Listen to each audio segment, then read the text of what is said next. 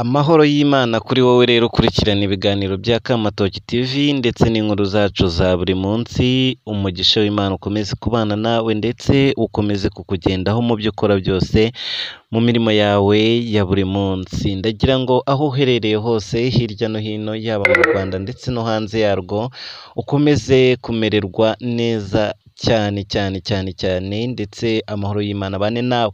Nimba rero utameze neza, nawe icyo nagusaba ni ukwizera Yesu Kristo ndetse no kumusaba kuba yaza akakugira muzima. Nimba iyi video uyibonye uri kwa muganga, ukomeze kwihangana, ibibazo biraza ariko igihe kiragera bigashira, kuko muri iyi si nanone nta hantu waba udahuriye n'ibibazo cyangwa se udahura n'ibibazo. Ni ibintu bigomba kutubaho mu buzima bwacu bwa buri munsi, haba aho uri hose ku isi, ntago bino bijya bibura mu buzima bwa buri munsi.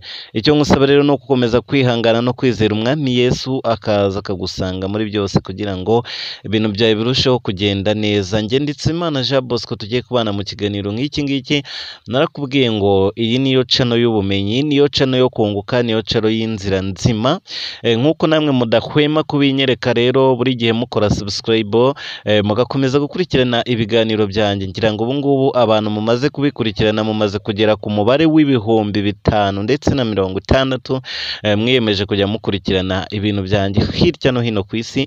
Muri ab'agaciro kandi ndabashimiye cyane. Nanjye niyo mpamvu muzajya mbaha amakuru yizewe kandi meza cyane. Tudatinze rero, reka tuganire kuri iyi foto nakuzaniye imbere kuri screen yawe. Iyi foto navuze ngo mugomba kwitondera amafoto nk'aya ngaya mubona, ndetse n'impamvu abantu bayakora nizo nje kugusobanuriraho. Mu minsi yashize abantu bagize kuno bapirata ifoto ya Yesu Kristo mu bijyanye n'igicu. Ngira ngo abenshi mwarazibonye, ariko abatarayibonye namwe nimuyibona muzayirinde. Ni ifoto bapirasi bakoresheje igicu kino tubona mu kirere, maze igicu kiza imbere ahantu hirengeye, kiza kiri mu ishusho ya Yesu Kristo neza. Bamwe mu batangaje inkuru bwa mbere bavuze ko Yesu Kristo yabonekeye u Rwanda, ndetse ngo hari n'ubutumwa yatanze nyine kugira ngo abantu barusheho kureba iyi foto. Iyi si yacu rero uko igenda isatira kugera ahantu habi, uko tugenda tugera mu mazi abira, yaba mu by'isi turimo, yaba intambara ziri kugenda ziba hirya no hino mu isi, yaba ndetse n'ibintu byinshi biri kugenda bigaruka mu isi. Ibi byose niko bidasigana n'ibijyanye n'ikoranabuhanga. Ikoranabuhanga ni rimwe mu kintu gishobora kuyobya abantu benshi cyane, ndetse kikabarundura, kuko ubu ngubu isi 98% igizwe n'ikoranabuhanga. Ngira ngo mukimara kumva iyi mibare murumva yuko isi imaze gukoronezwa n'ikoranabuhanga cyane ku rwego rwo hejuru. Uko rikoloneza abantu benshi rero ni nako ritunze benshi. Ntabwo ari uko ryabakoroneje gutyo gusa, ahubwo bamwe mu bamenye ubwenge ntabamenye kubyaza umusaruro iri koranabuhanga ryakoroneje abantu benshi, kuko hari benshi bagenda baribyaza umusaruro. Ngira ngo umunsi w'ejo hashize nibwo umuyobozi mukuru wa RIB yari ari kwiyama abantu bakoresha rino koranabuhanga mu buryo bubi, kugira ngo bakunde babone amafaranga akomoka kuri iryo koranabuhanga. Ngira ngo si ibyo bya mbere mwigeze kumva mu Rwanda ikigo bitaga STT cyashinzwe n'abazungu, aho abantu bashoyemo amafaranga menshi agera mu mamiliyoni menshi cyane, nyuma baza guhomba. Iki kigo kiza kubarya amafaranga menshi cyane. Icyo gihe cyari kiri gukurikiranwa n'ubugenzacyaha RIB. Aho ngaho rero mba nkusubije inyuma kugira ngo umenye amateka ku bijyanye n'ikoranabuhanga mbere y'uko twikomereza kuri iyi foto. Rero tuvuye kuri iyo foto ya Yesu Kristo, ejo ku mataburo nibwo hagaragaje noneho ifoto ya Bikira Mariya ari kudoda nk'uko muri kubyibonera. Ni amafoto bapirata bakazana mu mashusho ya Bikira Mariya, bakaza bakababwira nyine ya foto itangaje ku buryo weho uri bwayibone ukayibazaho.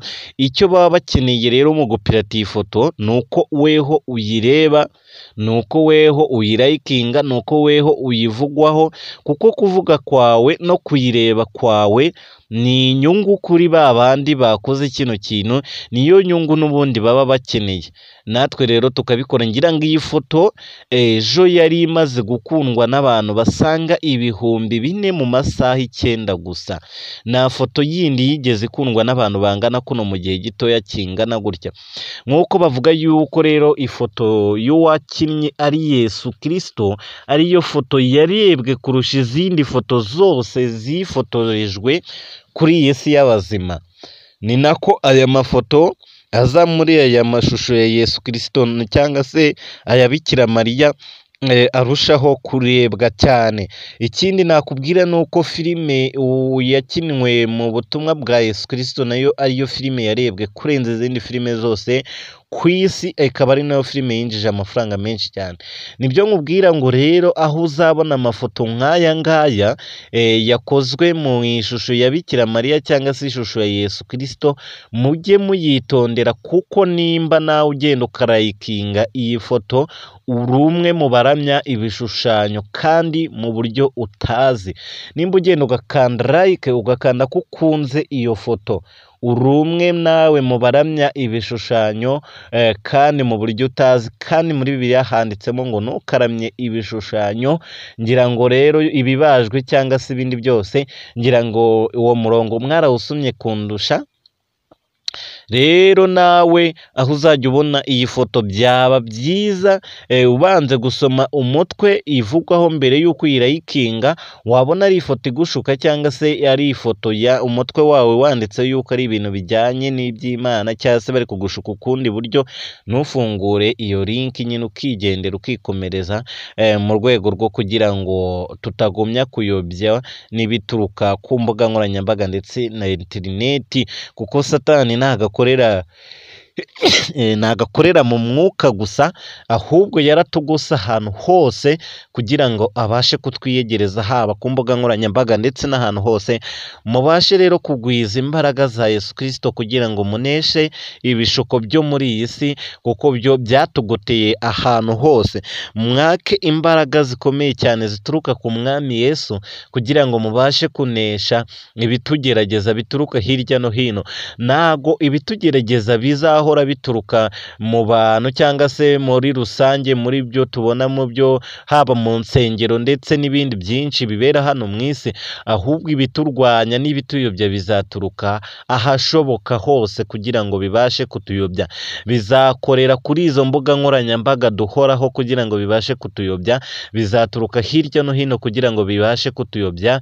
Nyabuneka tabara ubugingo bwawe ubwandikishe mu gitabo cy'Uwiteka. Nyabuneka kora ibishoboka muri uyu munsi ugifite ubugingo bwawe, kiranuka muri uyu munsi ugifite ubugingo bwawe, kuko ejo ntago ari ahawe. Niyo mpamvu rero muba mugomba kumenya byinshi bisobanutse.